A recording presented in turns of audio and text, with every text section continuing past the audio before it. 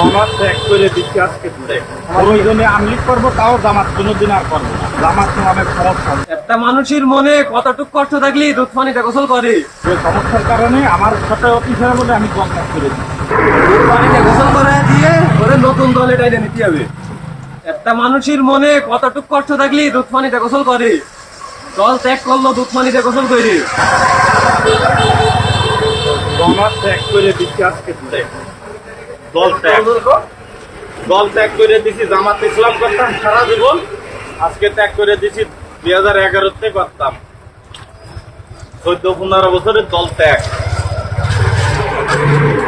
দুধ পানিতে গোসল করে দিয়ে ওরে নতুন দলে টাইনে নিতে হবে। তুই এরপরে কোন দল করবি? এরপরে কি কোনো আমলিক করবো, আর জামাত কোনোদিন করবো না। এরপরে কি কোনো দলের তার নিয়ত আছে? যদি জামাত ক্ষতি দেই তখন কি হবে? জামাত আর করবো না। প্রকাশ্যে দুধ পানি যে গোসল করেছি এই কারণে। যদি আমরা দেখি তখন কি হবে? হবে না, জবান তো এক।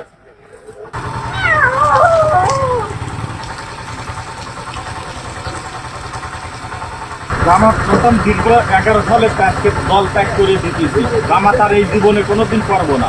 প্রয়োজনে আমলিক করবো, তাও জামাত কোনোদিন আর করবো না। জামাত নিয়ে গিয়েছে। জামাত তো অনেক সমস্যা। যে সমস্যার কারণে আমার সাথে